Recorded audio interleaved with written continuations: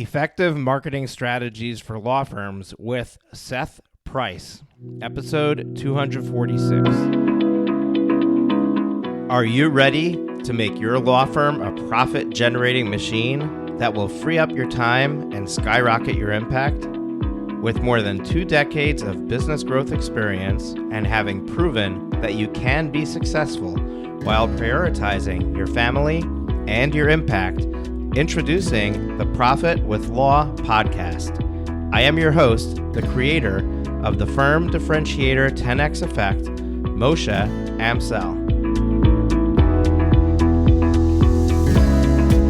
Well, hello and welcome to another amazing guest interview here on the Profit with Law podcast. I'm your host, Moshe Amsel, and I am excited for our guest today. Our guest today is somebody who, when I first started in the legal industry, our paths crossed early on. He was a speaker at our first Law Firm Growth Summit. He was a speaker at our second Law Firm Growth Summit. His company has been a sponsor of our event and is looking at sponsoring other things that we're doing. We really are excited about what we're building with Seth Price and his organization. Now, Seth Price is an attorney, has a law firm, but also owns a marketing agency for law firms. So I'm going to give you his official bio, but it was well overdue for us to get behind the microphone and have a conversation here for the benefit of you, the listener. So Seth Price, an accomplished attorney and transformational thought leader, is a founding partner in the business backbone of Price Benowitz, as well as the founder and CEO of Blue Shark Digital. Seth took a 2-person law firm and scaled it to 40 lawyers in less than a decade. Now Seth has taken the same digital power that built the firm to create a best-in-class digital agency focused on the legal sector in Blue Shark Digital. So we're gonna bring Seth on in just a moment, and I'm gonna tell you this. I know from my past conversations with him that Seth is just a wealth of knowledge when it comes to anything related to the growth of your law firm. So if you are interested in growing your firm, you want to make sure that you stick around to the end of this episode, because without a doubt, there's going to be jewels, nuggets that you're going to have to find and pick up along the way that's going to help you move the needle in your business. So Seth, welcome to the show. Thank you for having me. It's great to be here. It's my pleasure to have you. And man, this conversation was long overdue. So I'm excited to be having it with you today. Seth, what I like to do when I first bring a guest on is, people are listening and they're like, okay, who the heck is this guy? Now, a lot of people know who you are because you've been very out in the open with the legal community, sharing in many different forms. You speak on stages. You're very highly involved in many online groups and things like that. So I think a lot of people know who you are, but they want to know, like, how did you, what's your backstory? How did you become an attorney? Building a law firm to 40 people. Give us some of the broad strokes of how you got to where you are today. Sure. My dad was a lawyer, so I was sort of destined for that, but I was never driven by the courtroom. I love the business side. So even after law school, I took a job with big law, but I always enjoyed what the clients were doing. We were doing transactional work and building and merging companies and rolling them up. And, I always wanted to be the client. They were having more fun. I was doing the paperwork back behind the scenes. So I left big law during the dot-com bubble of the late 90s in New York. And I was part of that whole scene. It was amazing. We were changing the world. And I was a founding employee at something called uslaw.com, which was a precursor to Avvo or LegalZoom. And it was just ahead of its time. It raised $10 million and 30 million were on the table, and the bubble burst in April of 2000. And by January 2001, everything's gone. So a couple of years later, my college and law school buddy, I went UPenn and then GW with a guy named Dave Benowitz. He really loves the courtroom. He's a lawyer's lawyer. And we decided in his basement to divide and conquer. He would be the chief legal officer and do everything lawyery, and I would do everything, management wise, make the phones ring and get them answered and help try to make the trains run on time. Turned out to be, I think, not such an easy task, but what did work really well was what I had seen at scale during this dot-com bubble was that SEO was just coming into its infancy. The idea that you could work with your website not just as brochureware, but as a way to connect with people who have never heard of you before. That's what I love about SEO. And in the B2C legal world, so let's divide it. There are two worlds, right? There's the B2B world, where I tell people primarily not don't do SEO, but it's not the place you spend money first by any means. Join a club, get season tickets to a ball game, get to know people interpersonally, the few people that can help you, versus the B2C world, PI, criminal, family, trusted estates, immigration, all of those areas. The world is your oyster. And the great thing about search is that when somebody needs something, they go to Google and they search it. And if you manipulate the search engine properly, you can be at the top of those results. And that's what's allowed our growth. And now at Blue Shark, what we try to replicate for others. Yeah, it's absolutely incredible. Every time that I hear you share your story, it really highlights this idea that many law firm owners are the only owner, and they wear both hats, or they wear all the hats. And there's a book that's on the shelf behind me, Traction, by Gino Wickman, which I live by this book, and I share it with my coaching clients. In that book, Gino presents this idea where there's a visionary and an integrator in the business, right? There's somebody who's got the vision, they know what needs to be done, but there's somebody else who needs to execute on. And I don't think that you're split with it's closer. It's closer to that. It actually is closer than that. It is very much along those lines. You need it, right? Because it's hard to be both. Right. Exactly. And it's really they're really opposing personalities, right? Somebody who's a visionary, somebody who's got all the ideas, really doesn't do a good job of executing. And somebody who's really good at executing doesn't really, they don't think big. They don't, they're just like, okay, I'm just going to do X, Y, and Z. And many lawyers are integrator material. So you have to really recognize early on, like, which one am I? And maybe I need to fill the other spot. And you can't do that on day one, obviously, unless you take on a partner like you did. But you need to think that way. You need to recognize that there's a yin and yang effect here that we need to fill. And I need to figure out, where do I sit in this organization? What do I do so that this way I can get the other spot filled with somebody at some point. So whenever you share the story of how your growth, I think that the key to the growth, I mean, I'm not discounting all the work that you did, but I really think the key to your growth is the fact that you had the two of you, that you had somebody to execute on the law and the operational side of things. And then there was somebody else who was managing the growth of the business.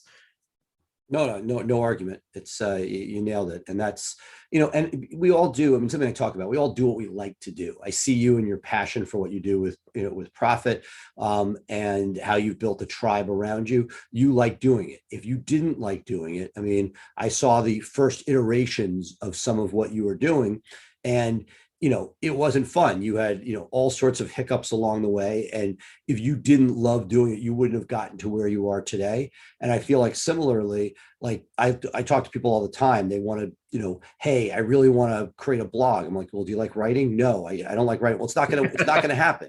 And, right. And if you can't stand being in front of the camera, like your video project is going to have a very short life. So I think it's a combination of figuring out what you're passionate about, what you're good at, and then ideally either partnering or hiring around that to make sure that those things are taken care of. And I've seen you, over the years, you've now staffed up to the point where a lot of the nuts and bolts that need to be taken care of, I got a personal email, not just the normal automated one from somebody on your team. Hey, you'll be there at 11:30 today, won't you? And I'm like, yep, I'll be there. So the stuff that you should be doing that you realize, hey, I'm never going to actually do this, and I just hope somebody shows up. You're actually creating people to do that. And when that happens, that's awesome, because then you get to spend your time doing what you love doing, which is having these conversations, and not all the time making sure that your guests are there when you're there.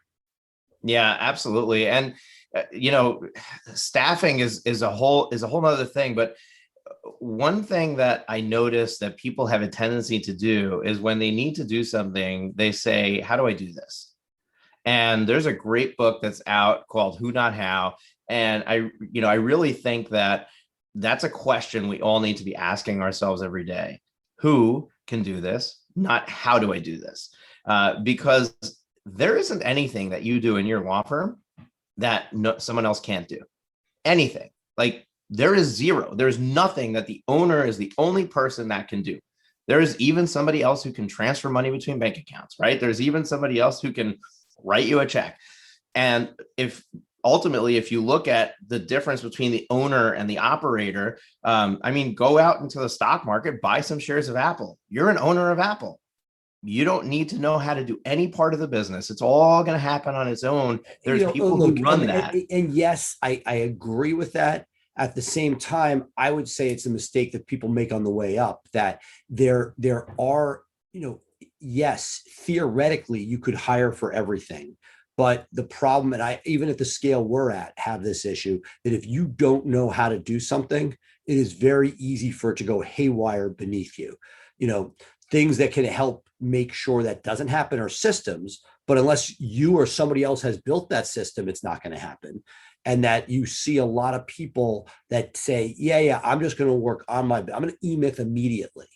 And that, we were lucky enough to have Gerber on our podcast a few months back on Max Growth Live. And, yes, it's to be aspired to, but over the years, I've known lawyers that have tried to E-Myth too quickly, and they've had issues with the bar because there are costs to not knowing how those things are done. So some people go do it and then dish it off. Some people are just like, every time that I've gone to outside employees say, make it happen. That's a joke I have with my law partner. He yells at me because the likelihood of success is much, much less than if a system is created and then you bring labor in to execute it. So, that's. Yeah, no, absolutely. And I couldn't agree with you more, but to an extent, right? I don't think that a law firm owner should have to figure out how to be a good marketer.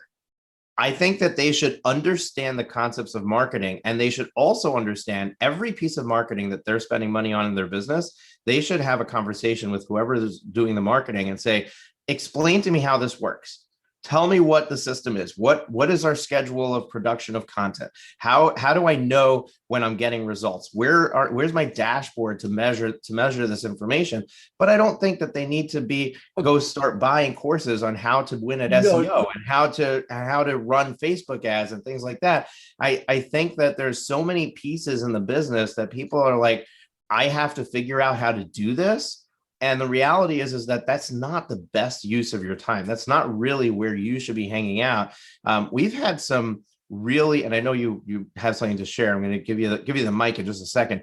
We had somebody on the podcast who he has an agency that does writing for law firms. Like, you're not a blog writer, that's fine.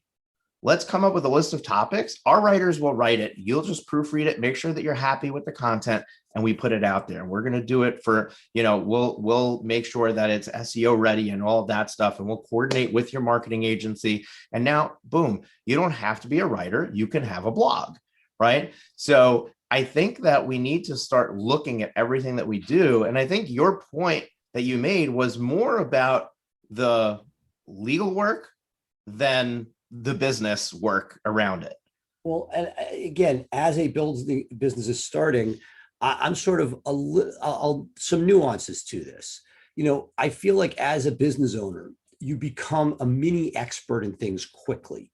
You don't have to be, but you'll get, like, so instance, malpractice insurance for a law firm, right? When you start, who cares? You get something from the bar, it's $500. But as you grow, our malpractice is a huge deal. And there are all sorts of different nuances and different places to go. And if you let one broker, so you have to become just like a litigator.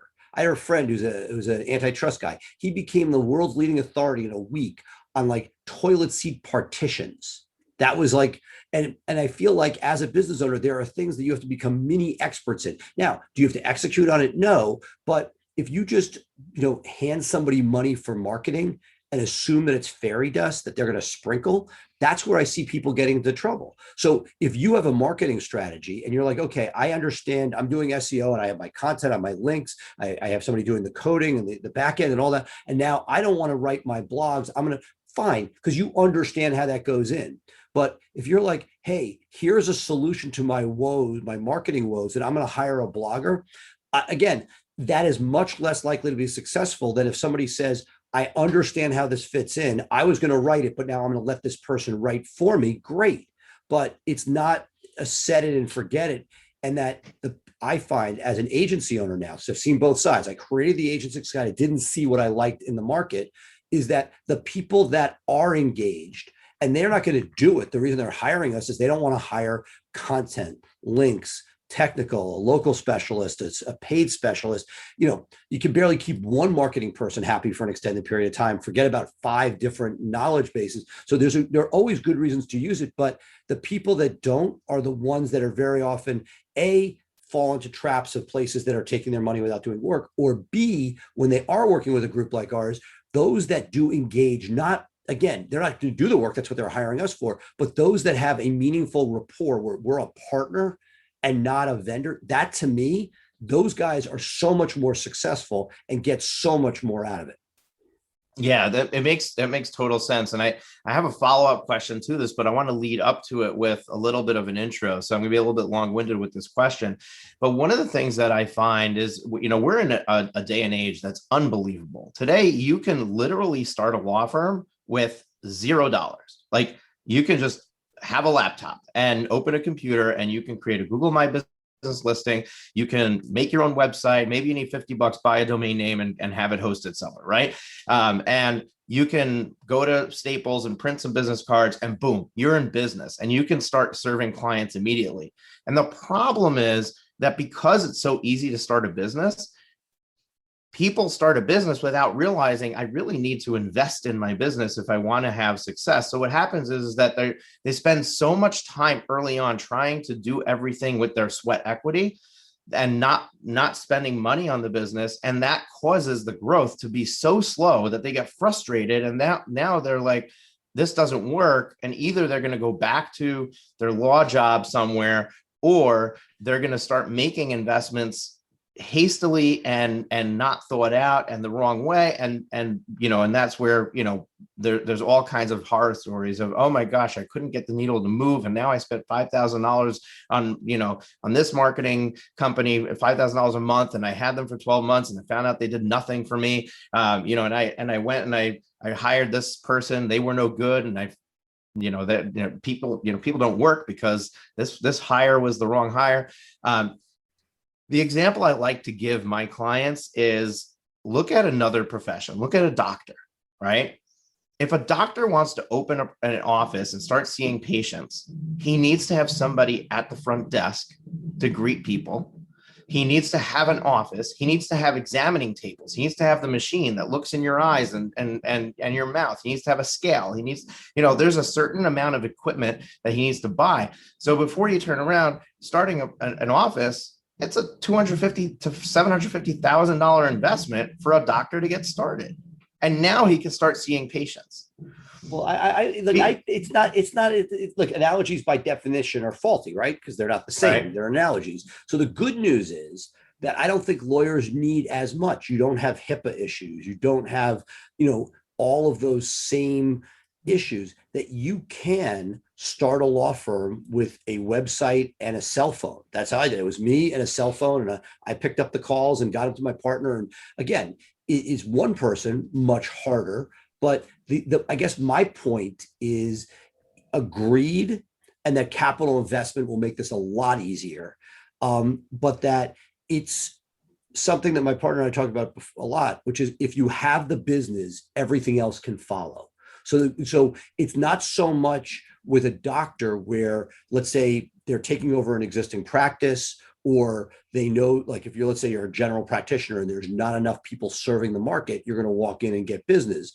Great. But with a lawyer, if you have the question I'd say is that it's not so much the infrastructure of the office, because you get too many clients, You'll hire a person, they'll help you out sifting through that. All of that's doable. And so and we talk a lot about this in Max Growth Live, is do you start with the infrastructure first? To me, you need the phone to ring. If the phone's not ringing, you don't have anything. So if you sit there with a 750,000 built out office, but no phone calls, that's a problem. And if you have the stuff flooding in and nobody to service it. But I would say the mistake I see most people make is, what is your business model? Are you going to be referral based? Are you going to use the web? Are you going to use some sort of prepaid legals? What's going to be the way you get stuff? And that, to me, is the piece that most people overlook when they start out. And I have a threshold question. To me, the practices that are generating 350,000 in gross revenue have the resources, assuming you don't have capital infusion, to invest and build out marketing. The problem is getting to that 350 number, let's say minimum 3, but 350, that sort of hustle to get yourself there is really tough. And I think the number of lawyers that don't think about where the cases are going to come from is larger than we'd like to acknowledge. Right. And okay, so I didn't finish my analogy. So I just want to make one clarification so people aren't confused listening, because I don't believe that a lawyer needs an office, right? So that I wasn't talking about a lawyer needs to invest $750,000 to build out their office. What I was trying to point out is that you need to approach your business with this idea that I might have to invest some capital if I want this thing to grow. Now, what does a lawyer need to invest in? You just made that point. Exactly, right? Your marketing, maybe your people, maybe your processes, technology that you're going to implement. But if you understand the big picture of what you're building, what's my plan for the next 12 to 18 months, if everything goes well, now I have an idea of how many people I need to have in the office. Now I have an idea of how many clients I need to bring through the door. And now I can figure out, okay, how am I getting these clients? Because honestly, I think the big problem in the industry is that referrals are great, but they're not predictable, and they take time to build those relationships and for those referrals to start coming in. And when you're trying to move the needle, yeah, you can go to family and friends, you can go to other attorneys, you can start to just, move the needle on that. But you have to have if you want to grow purposefully, you have to have something that you can do that, this is something that's predictable. If I put the effort in, I'm going to see the results. And that's why I think you almost sound like Michael Gerber, the way you actually presented it. Like it's got to be a system that works, that's replicable. Right. And that's where I think we need to get past this. When I have enough money, then I'm going to invest in my marketing, right? I think that you need to know that I need 10 clients a month. And in order to get that, it's going to cost me $2,500 a month in marketing to do that. And I'm going to be willing to invest that for the first 12 months, knowing that it might take 3, 4, 5, 6 months for that to start to produce results. But this is an investment in my business that's going to be long-term. It's going to produce those results. And that's where I wanted to ask this question, which is, so if somebody buys into that and they recognize, okay, I need to invest in my business in order to get the phone to ring. Sure, I could do the sweat equity referral stuff, do my Google My Business listing, the easy stuff I can do. But if I want to have predictable income, whether I'm using Google pay-per-click or whether I'm doing SEO or whether I'm doing content marketing of some kind, how does somebody navigate? Where do I start? Who's the vendor that I align myself with? And how do I choose the right marketing strategy for my practice area, my geographic area, and so on? Because the problem in the marketplace is that there's so many marketers and each one has their agenda of what they offer. But the question is, it depends. I mean, look, right. Taking B2C different than B2B. In the B2C world, contingency, where you're not going to get your money for 9 months to a year or more, and that depending on those different factors, you have all sorts of different issues. I could take you back to digital marketing, my passion, right? I could talk to you about that all day long. And there you have a decision. You have paid search, right? Which is great because you could turn it off and on, but it's really expensive. And that the over under for ROI might be 3-1. And 3-1 is sustainable. But if it falls below 3-1, where you're not, if you drop closer to 2 to 1, you start working for Google, where you pay back the money you paid them, and you got to pay your staff and everything else. Most people's profit margins are not more than a third. And so, let's say you're a solo with no expense, it might be 50, but if you're 2 to 1, you have nothing for yourself. So the thought is, first, that is short term. I'm a huge fan over time for the B2C space of organic search. I mean, there are a lot of different ways. There are people that do social, paid social. If you figure out a way to make money from TikTok, God bless you. There's nothing wrong with it. And in certain areas that might be a national search, when I see like an immigration lawyer doing TikTok, I'm like, that makes sense, because almost anybody who sees it domestically could be a client, versus, if you're doing Albuquerque car accidents, the odds that somebody are going to see this anywhere in the nation that need you are nominal. Now, could you become a referral person? Yeah, but that's, each piece is more tangential. So the idea is, what's going to make you money? And that's why, personally, search is one of those things. The downside is it's not going to be the right way. So if these people follow your advice and they've capitalized it, that's awesome, because it's going to take you 6-9 months or more to start seeing ROI. When it happens, it's awesome, and you're getting something much greater than you're going to get from paid search generally. But, I think that's where it goes back to my point before about being that mini expert, whether it's for malpractice insurance or SEO. You don't need to be an SEO, but if you don't understand what's being done, and you can't, as you said, look at the data points, like, you don't have to be doing it, but if you don't see any content being built and there are no links being built, the odds of your SEO improving are so de minimis that it's not even worth it. So you don't need to be doing it. But if you can't be, so to avoid being part of the percentage of people that get ripped off, having an understanding of what's going on, obviously you do your due diligence, whether somebody's a repeat player in the space, all that's positive. But there are a lot of bright, shiny objects out there that say, hey, this is the easy path. And if you don't understand the fundamentals of what they're doing, it's very hard. You can hope, but a lot of people get crushed on hope when this is what I'm paying for, this is what I'm getting. It may or may not work, but I see what the value is that I'm getting. A dramatically different relationship than when you sort of say, hey, I'm giving this money to the person blindly in a black box and hoping it works. Sometimes it hits, and history is written by the victors, but often, as you probably see from people, it doesn't always. Yeah, so you make some really good points, Seth, which is, first of all, you have to understand what is the time frame to success. When you're entering into it, you need to understand, how long am I getting into this for before I see results? Because people give up too easily, right? It's okay, I'm going to do SEO for 3 months. Oh, it didn't work. Don't even bother. Google pay-per-click for 3 months. Oh, it didn't work. I'm going to do video on YouTube for 3 months. Oh, it didn't work. And they've got all these different things that they've tried that didn't work, but they just didn't do it for long enough. And Moshe, I probably just make this back and forth. And intake, a whole other conversation for a whole other day.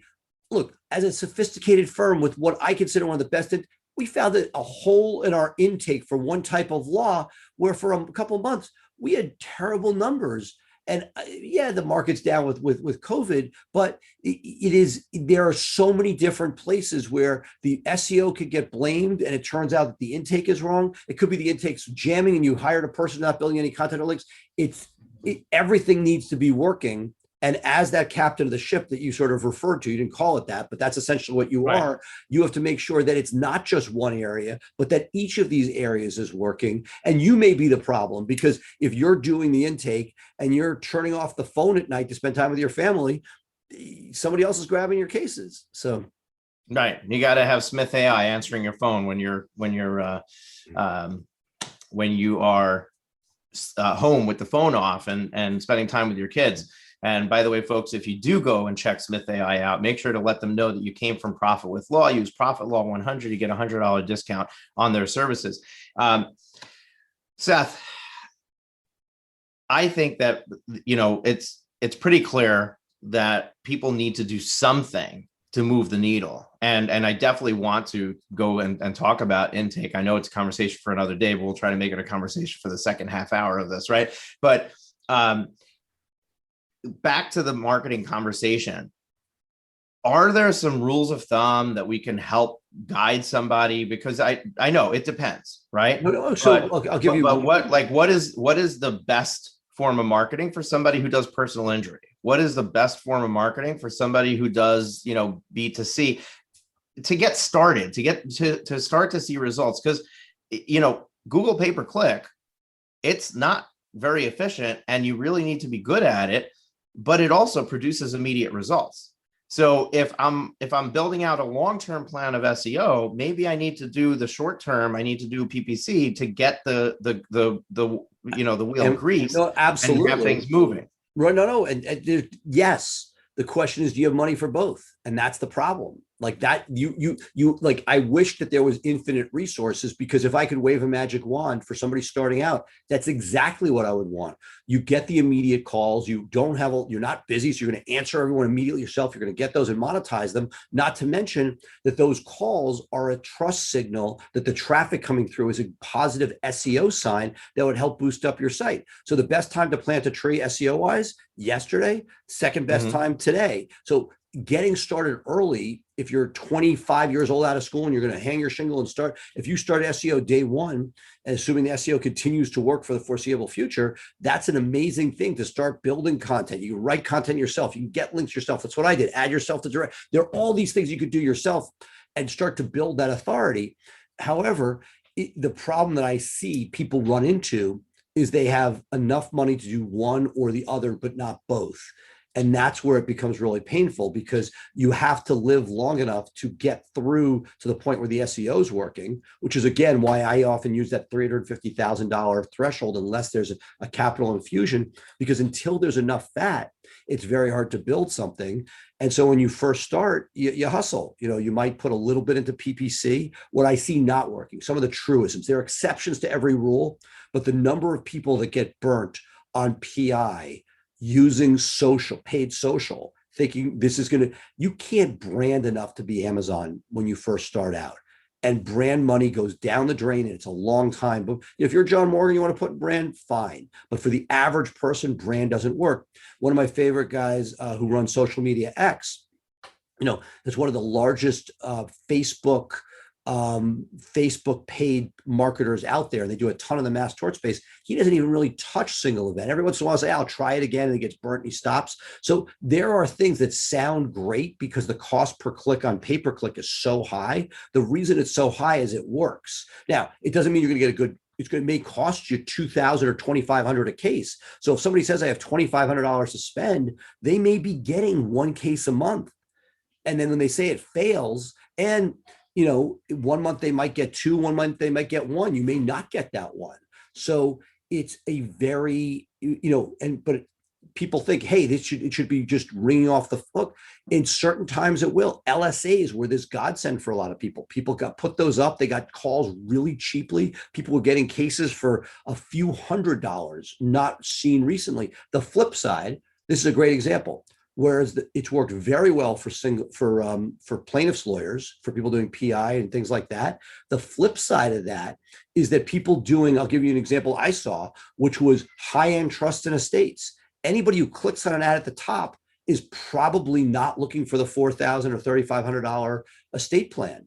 They might be, and maybe it works in your market. But what we saw over and over again is those people didn't have any money to spend, $500 to $1,000. And so if you had a low dollar product, maybe that's awesome. But for the higher dollar product, we just didn't see the conversion, and that person, the people with money to spend, are digging deeper and reading the reviews, not just clicking on the number in the LSAs, but going to the map pack and having touch points down in organic. So it's it is a very frustrating thing. And so I could tell you what doesn't work generally.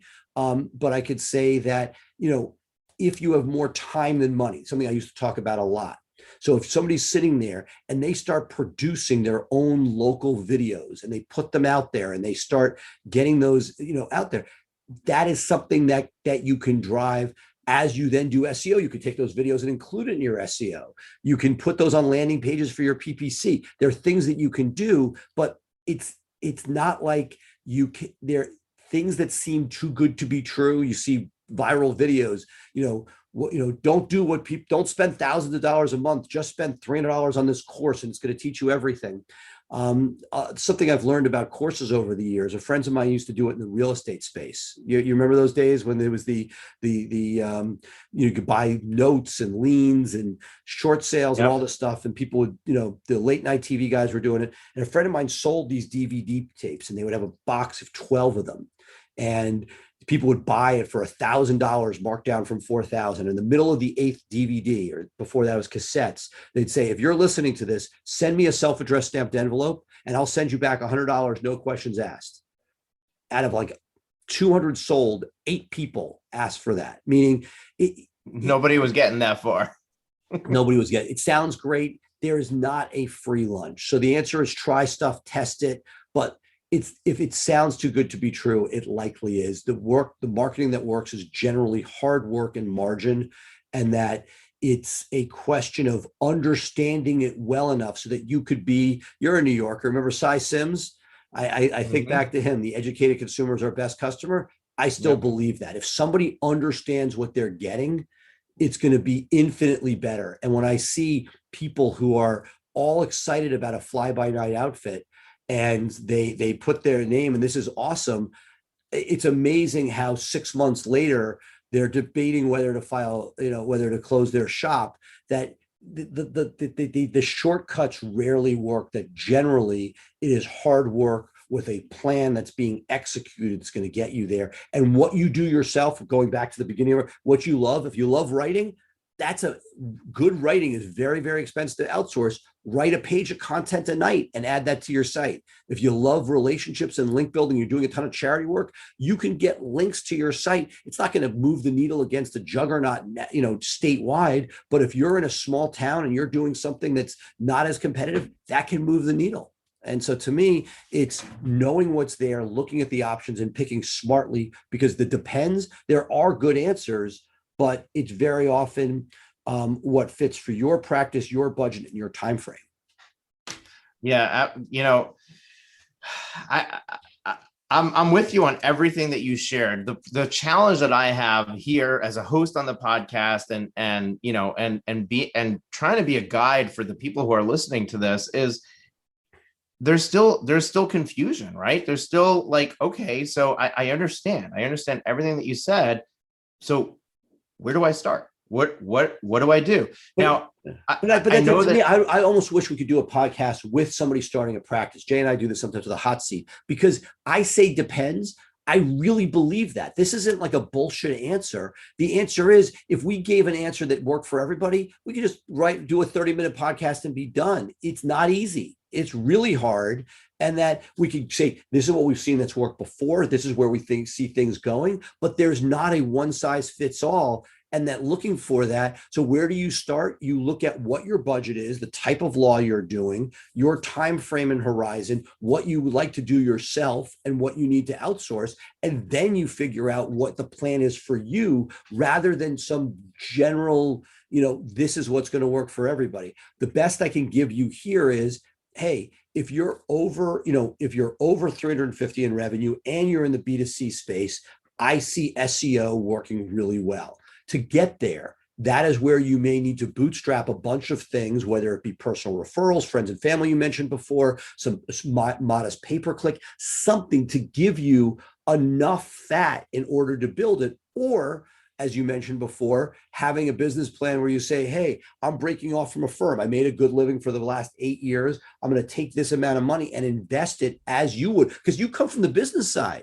Like, all these lawyers think that that they can just open up a shingle and it's going to magically happen. And what you started the whole podcast with is, you see people that spin their wheels and can't get anywhere because they don't have there's no gasoline in the tank.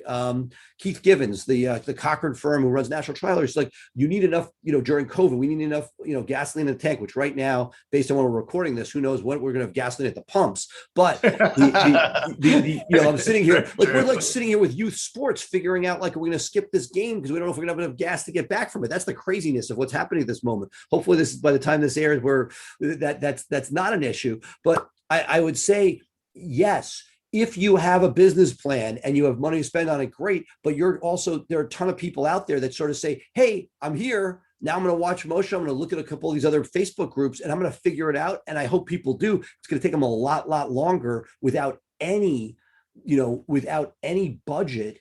And I think what most people do is they just basically don't take a salary for themselves, and their salary, quote unquote, becomes the marketing budget. That's what I see a lot of people do, where they're not putting any cash into it. They're just putting their sweat equity. But if you said, you know what, I have $30,000 to build this out, that's very different than I got nothing. And that's why I won't take the people for SEO earlier, because they're going to fall. They're not going to get over the hump where SEO works. And I'm like, either do paid search or do something else, but don't start with something that's not going to get you to the point where you can, enjoy the spoils of your success. You're not going to make it there if you burn through your cash and don't have any money to live on. Right. So what is that investment amount? If somebody says, yes, I understand that I need to come at this with the right tools in the bag. I want to win at the SEO game. I know it's going to take me 9 to 12 months to see those results. So I have to have a year's worth of this cost up front where, and then hopefully it starts to self-fund itself. What is that budget? I would say, in a perfect world, and that's why that 350 number becomes important, because by the time it's that 50 for non-PI people, $50,000, however you get it, whether it's from revenue internally or whether it's money you put up front, you're going to need that to sort of generally, all general, there are exceptions to every rule. That would be the over under for me that you would need to get there. Again, I would hate it to be like at $50,001, you're destitute and out of your house. But like, to me, that type of bandwidth, and that when you have plaintiffs work where you're not getting the money back for a long time, and given that it's more competitive, that number is probably higher, closer to 70 to 100,000 that's needed in order. Again, right, because you need to have a 2-year time frame instead of one, because you need to have the amount of time that it takes for the cases to work through to actually get to a financial result. Right. What I love about plaintiffs work for people is that if you show up in town, if you said, hey, you know what, I'm moving to Albuquerque. I'm leaving my firm behind. I'm starting almost like one of these, undercover millionaire type shows. If you show up and go to a local trial lawyer and say, I'll try your dogs, I'll take all your cases and work my ass off, people will give those to you, and you pay them back a third. And you can get most markets. There's a demand for that, for somebody who's willing to hustle and take the crap. It's not an easy buck, but you could then build up, get your relationships, get your feet wet. That's really much harder to do outside of plaintiffs work, where there's enough margin where you can give a third. That I see that, like, it's amazing. The trial lawyer world is so much more congenial. You go to if you're bright-eyed and bushy-tailed and you show up at a trial lawyer meeting, everybody's going to talk to you. The biggest players will talk to you because they know that when you get that great 7-8 figure case, you're going to need to partner with somebody to get that across the finish line. And you can build that relationship. Criminal, it's amazing. I'm amazed at how unfriendly that bar is. I love it. You know me. We talk late night. I'll talk to you about anything. In the criminal bar, everyone looks at each other as their competition. It's unbelievable. I'm always amazed. At the white collar bar, it's much different because people need co-counsel and everybody's, again, congenial again, but it is a much more prickly bar, the criminal bar. And so in those cases, people sort of like, you're kind of on your own. And so whether you come out as a public defender and you have a little bit of steam from that, whether you decide to hit one of those prepaid legal plans and try to like work that game to get somewhere from starting blocks of zero. Again, I think, Moshe, you were very insightful that where I see more people get lost is, how do you get from 0 to 350 in gross? It is really, really challenging, especially if there's no marketing, if you're just going to do it by hitting the BNIs. And as you know, if you take everything that comes in the door, it's just a terrible way to live, that you're not an expert at everything. You have issues. You don't know how to price it. Everything's on first impression. So it's harder versus if you say, I'm going to do this type of law. I'm going to do just family law. I'm going to do just trust and estates. At least then you're replicating it and you can get some economies of scale. There's not, And I think the answer that comes from, there's no easy answer. The question is, given where you are, the competition, what you like doing, and what you have for marketing, all of those things go to determine. But staying away from what you identified very astutely, which is not being in a position where you don't have anything to get you out of that sort of starter mode and get yourself to stages 2 and 3. Right. Yeah. And you make a really good point, which we talk about here on the podcast a lot. You don't want to say yes to everything. You have to choose a practice area. Even within a practice area, you should really choose what your focus is going to be, because that's what's going to make other attorneys who are in the same field as you want to work with you, to give you work, so that you can, help fill your plate. But it's also all those other things, creating systems and processes in your business, getting really good at with your pricing structure and how you're going to sell it, your intake process, everything. If you're doing the same type of work over and over again, then you can create all of that around it. And if you're learning something new every time a new client walks through the door, then there's a ton of work you need to do to actually get paid for the little bit of legal work that you're doing. So it's not efficient. It doesn't make any sense. Now, I love another thing that you said, which is go and get, the dogs, go and get the cases that people don't want. We had Michael Duffy here on the podcast. I don't know if you know who he is, but he's the founder of Duffy and Duffy. It's one of it's a massive PI firm here in the New York area, out on Long Island. And the podcast episode is 166. Hope is not a good strategy for growing your law firm, with Michael Duffy. And you can get to it at profitwithlaw.com/166. And in that, he talks about how he started, and he basically went to other PI firms and he said, give me the cases that you think are going to lose. You give me the ones that you think you don't have a chance of winning, the stinkers. I want the stinkers. Hand it off to me, and I'll give you a small percentage from that. And he said that by doing that, what happened is he had to become the most knowledgeable expert in the specific medical issue that was being dealt with in that case in order to win it. And that made him a much better attorney. And when he started to win these dogs, that started to create some visibility for him, where all of a sudden he started to get his own work. So, being able to go out and do that hustle is definitely has its merits. And there's so many ways to get the needle moving initially in the business. But 350,000 is a big number to get to without having any sort of plan for your marketing. So even if the plan is to hustle, I think that you need to enter into this with some idea of how am I going to get there. And when I say this isn't like until you get there, it's that you were sort of pushing before on like different forms of marketing, and that it's not that you don't want to. So for instance, at Blue Shark, we used to just turn away anybody below 350. In the sense that we knew that they weren't going to be happy with what we were doing. And we ended up creating this whole division we call Silver Shark within Blue Shark, which is for people before they get there, where it's like $975 a month. And it's a WordPress site with all the same technology and all the same coding and all the same local that we do for everybody else. And you know what?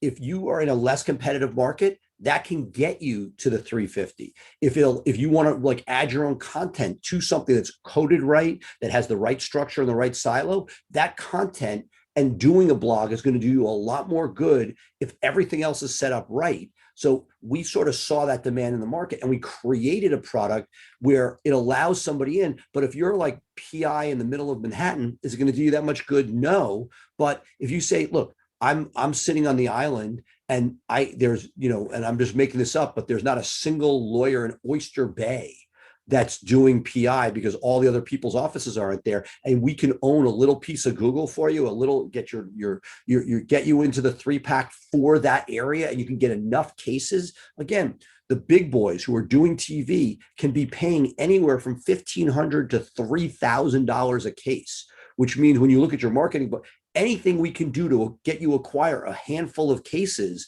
for $1,000 a month, that's a huge deal. And so basically you play guerrilla tactics. Where can you put a pin on the map that's going to get you enough calls because there isn't competition? We play like, I love the book Moneyball, and long lost fraternity brother, Jeff Lunau was the GM for the Astros that rolled that out there pre-scandal. And the idea is, where can we find opportunities where if we put an office in this location, the big boys aren't there. You're going to get not a ton of calls, but enough to justify that.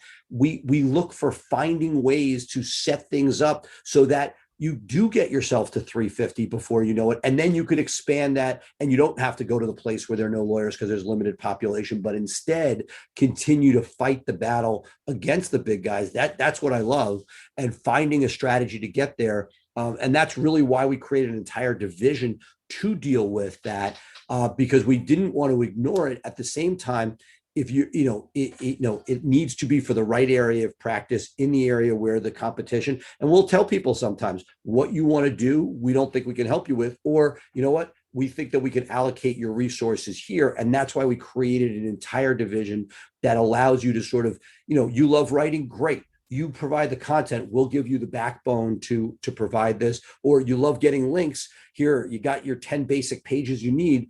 If you drive links in this market, this is going to work. But what I try to pride myself on is giving people the expectation of what the time frame is, what the likelihood of success is, and et cetera, rather than just hope. And that's what I'm trying to have, a strategic plan for people that allows them to get to the point. And again, very proud of what we've seen with Silver Shark, where we see people moving from, here's my $1,000 a month SEO plan, which is really not an SEO plan. It's a local Google My Business plan, and elevating them, a year later to the point where they're like, yeah, I want more. I get it. I see what you're doing.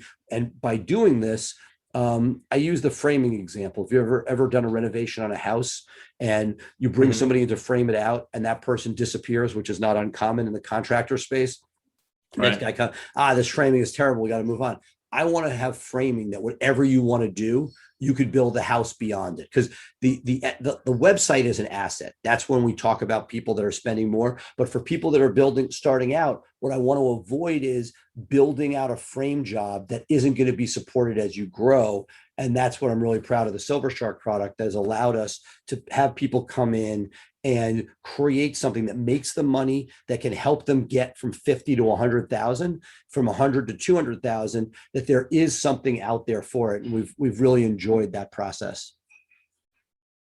Yeah, it's amazing. I didn't know that you had that offering, so that's absolutely incredible. And folks, you should definitely check it out. We'll ask you, Seth, at the end, how does somebody find out more about it? We're almost out of time, but I want to just spend a few minutes talking about intake, because you alluded to the fact that there was a hole in your intake process. One of the things that I had Mike Morse on the podcast, and he wrote the book Fireproof. In his book, he talks about this idea of having a jumbotron for your business, where basically you have a place that you can look to be able to see all of the important metrics. So you can see when something is not working, you can see when there's a problem, you can see when something's broken. And I think that is what you were kind of some part of what you were alluding to, is you have to understand. And when I work with my clients, I tell them, look, you need to understand, what is my conversion rate from phone ringing to booking a consult? And what is my conversion rate from consult to show up? Right? Because so many people book a consult. And I'll go one step further. I just had, Mike Morris was just at NTL as I had Gary Falkowitz come and speak on we did a digital day. And I thought it was so important that, if those that don't know Gary Falkowitz, amazing guy who's both run one of the largest intake centers for one of the biggest PI lawyers in New York, and then went on to run ICE Intake, which is basically an outsourced call center for primarily mass torts and some PI. He's, to me, one of the best speakers on intake. And he was talking about, we're well beyond getting people into the office. We're in the middle of COVID. This is about, can you get people to sign up from the call immediately, not like 2 days later? And that was I had a hole in my system for one of my divisions where I saw that we were taking too much time, and I went back and the numbers reflected it. We weren't getting the people over the finish line, so that it is what it is constantly evaluating. When I say it depends, if you're in a competitive PI market, you can't wait to get somebody into the office. They may be gone. And the world people are used to instant gratification, whether it be Zoom or phone call, and that you need to, yes, that Jumbotron, whether you want to call it a Jumbotron, a lot of people call it KPIs or a dashboard. That was the term that most people use. Term doesn't matter, but do you know that? And how quickly can you pick up on something statistically significant going wrong? Because people, Right. I've had multiple people within my team. Some people have been there for a while, fall off their meds. Some people who have been there for a short time really don't, you think they're nice and sweet, but they don't really. So Gary talks about, yes, you want to look at your dashboard, but you also want to listen to recorded calls. And every time that I have not, and every time we've kicked the can on that slightly, we've paid the price. That if you're not listening to the phone calls of somebody other than yourself doing the intake, it's going to cost you. The question is when, not if. Right. Yeah, absolutely. I love that, because you have to, nobody is going to improve on their own, right? They need somebody to tell them, hey, look, I noticed that you're coming across this way. This is why I think it's happening, and you need to fix that. People are not going to know that they're doing that unless they get that outside input. So listening to calls is definitely really important, and that, that'll help you. I think that there's this idea of a leading indicator, which I try to let my clients know and have them understand what is that.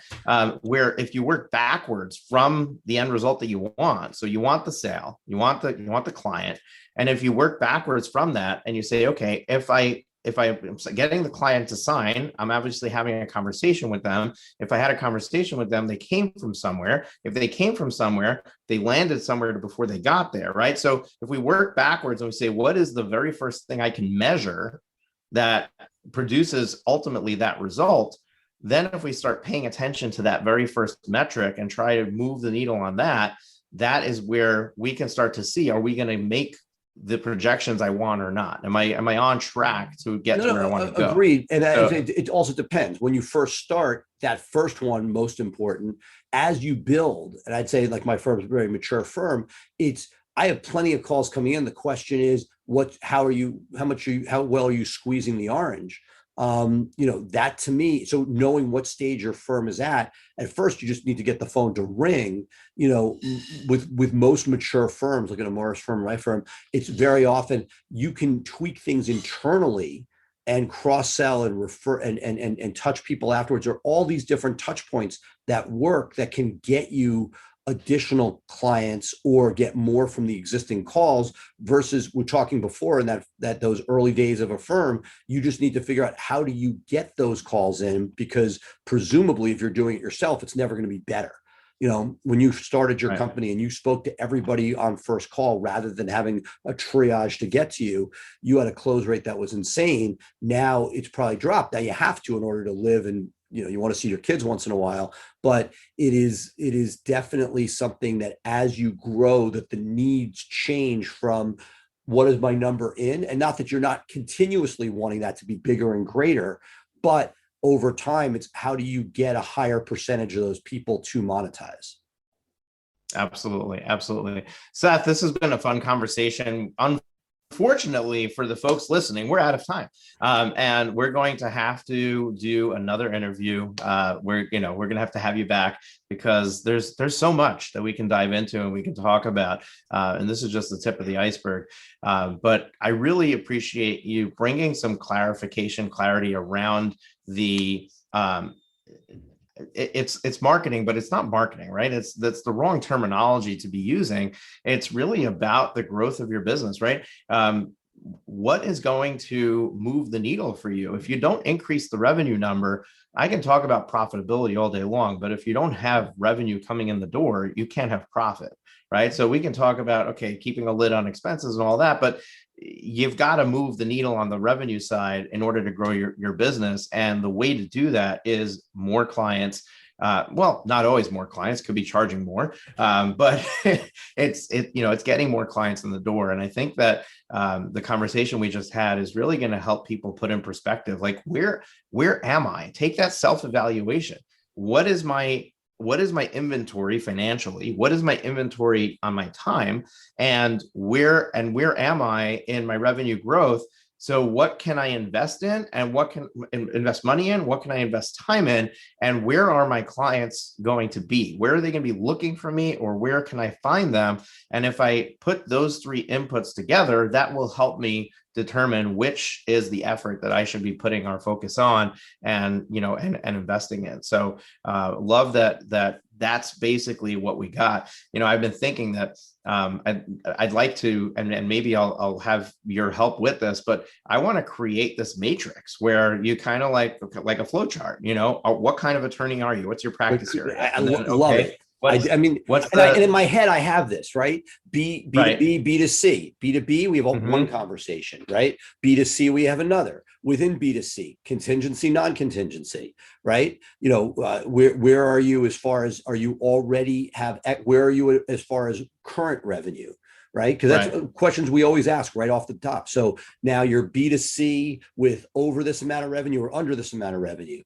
And then with each of these pieces, you continue to move down. I laugh because my law partner, Dave Bennett, who went to law school together as well as undergrad in law school, he was the king of flow charts. Love the flow charts. And I feel like this is dying for that, because I say depends, but within that, it's not like it depends like on a gazillion factors. There are some very basic threshold factors that could get you. And one that we didn't even have time for that I'd love to talk about, because you get this with legacy firms. Where are you? And I'll leave you with this last sort of, this piece that we can add to the flow chart, which is, okay, you get somebody, I'm making this up, but let's say somebody's doing $400,000 as a criminal lawyer. They have one assistant and they're not spending much on marketing. They've built a robust practice. Take that as a person out there, right? And I often have somebody come, I really want to do SEO. I'm like, okay, great. So let's take 50,000 as that annual number. They're over 350. They could spend it, but I'm like, do you want to hire any additional associates? No, I really don't want to manage anybody else. I've been down that road. I don't want to do it. So I'm like, I don't think you're a great candidate for digital marketing, because you've gotten all your people from referrals. You're not paying a lot from that other than whatever you're already doing with thank yous and things like that. And instead, if you spend $50,000 to produce, let's say it's pay-per-click, an extra 150. So now your revenue is 550. You spent 50 on this, but you either have two choices. You're either going to kill yourself for an additional $50,000 in revenue, or you have to hire an additional lawyer to do that. If you want to hire an additional lawyer, great, because then you could become a seven-figure firm, or at least a $650,000, $800,000 firm. But knowing what you want for yourself determines it. So we're going to add that to the flow chart of not only where you are, but what do you want and where you are in your practice arc, where if you were like, hey, I don't want to add any more labor to it, does it make sense? Or do you just tweak your referral sources versus, I have my whole career ahead of me. I want two associates and I want to get to seven figures. God bless, and go ahead and do it. Yeah, that's one of the things that I hear Ali Katz talk about when she talks about the business model. She says, you need to first understand what you want. Are you a solo? Are you building, a small multi-attorney practice, or are you trying to build an AM 100 firm? Like what's on your horizon? What do you want? Because you can be successful in any of them. Absolutely. But you first have to know what kind of practice you're building. I agree. She's exactly the right person for that, because she sort of, if you want to have that lifestyle practice of just you and assistant, great. And you can look, some people with that are more profitable than anybody else. And that as you scale the profitability, I mean, you see this with your clients, it dips. There's going to be a sacrifice of profitability to get to scale. And I'm always torn, because there are a lot of organizations out there that push scale as the only piece. And, and just sort of like revenue growth. How do you double your revenue seminars? And I'm like, I think that Moshe should be there, like on the other side of the room, as they're saying, double your revenue. And you're like, well, what about profit? And again, you've also said, if you don't get the revenue up, you can't get to profit. But at the same time, if you scale something where the revenue is growing with something where the profit can't be there because you're building infrastructure and cost in that can't get there, that's why I think Moshe should be in those rooms, and you shouldn't be allowed to do it double your revenue without a Moshe being able to raise his hand and say, okay, what is this going to look like when you get there? What does the promised land look like that from a profitability point of view? And if it's not going to make a meaningful difference, it's going to be an extra $40,000 to your bottom line. Do you want all that risk and expense outlaid when you could have a perfectly nice life with $40,000 after taxes, even less, is the juice worth the squeeze? Yeah, and I'll add an extra nugget here for the listeners, because this is totally off topic, but based on what you were just saying, actually, when you feel like you're at capacity and you need to bring somebody on, but you don't want to take that hit to your personal income, and you're trying to navigate, how do I get that next person started? Well, I mean, there are stepping stones you can do, like law clerk and filling somebody for 10 hours where you're not hiring an attorney. But let's say you want to hire an attorney. The best thing you can do is raise your prices. What that's going to do is that's going to, you're going to start saying no to some people, but you're going to start making more money off of the ones that you're serving. And that will give you more capacity. So you'll basically elevate your income from the price perspective. And what that's going to do is that's going to get you ready to now bring an associate in who maybe is at your original price level. And now clients can choose, do they want you to do it, or do they want your associate Couldn't to agree do more. it? It's exactly the right roadmap. So yeah, there's some really cool things that you can do with pricing. And I'm gonna do a whole podcast on it. But the other thing that you can do is, when you have clients that like want you at all times of day, create another pricing tier for people who want that level of access, and make it obnoxiously expensive. Because then when they choose not to take that option, you're no longer negotiating with them. No, I'm not available during this time. What do you mean? You're my attorney. Well, you had that option, but you chose not to pay for it. If you want to upgrade to that level, you can pay for it. You can solve a lot of friction with clients by just raising your prices. But Seth, it's been incredible. Can you share with us, like, okay, so I'm all in. I want to know, how do I get to know Seth? I'll take it one step less. If you just have questions and want to talk about this, you don't have to buy anything. I'm Seth at Blue Shark Digital. I challenge you to just ask me questions. It doesn't have to be you need to buy anything. I look at this as a rising tide. It will rise all the ships. So, again, whether you want to geek out on something about how do you scale, I've been there. If you have specific SEO questions, or you really want something more specific for your law firm, feel free. That this is a passion of mine, and if I can help you get to the next level, would love to do so. Awesome, folks. We're going to put that email address in the show notes. And one last question for you, and that is, if you can leave one parting piece of wisdom or advice for a law firm owner who is trying to grow, they're trying to raise their profit level, what would that piece of advice be? I would say, based on today's conversation, take a hard look at your intake. Introspectively, make sure you're listening to recorded calls. Make sure that you have the jumbotron or metrics that you can see. You're doing all this work to get the phone to ring. You crush it once the client's there, making sure you don't have a hole there. Again, I've had one of the best intake groups over the years, but as people change and people have issues in their lives, it's humans that are touching it. And if you're not continuing to monitor, do so at your peril. Awesome, Seth. Thank you so much, folks. As usual, we brought you an amazing guest. This was a wonderful conversation. I'm sure that you have been unable to hit pause and walk away, because this has just been something that you just like, okay, I have to hear what's going to happen next. Well, we're here twice a week, every Tuesday and every Thursday. Make sure to hit the subscribe button so that you know when we release a new episode. And if you really enjoyed this show, which I'm sure that you did because you're still here, share it with somebody. Don't be selfish. I mean, you have colleagues, you have associates that, they would benefit from this particular episode. Take the link and just share it with them. The more people that listen to the show, the more that the work that we're doing can help more people. So that's what we want. We're here to help you, and we'd love it if you help us by just sharing that out with others. Seth, thank you so much again for your time and just being willing to share so freely. I love when we have conversations together, and I can't wait to have an opportunity to have you back again. Awesome.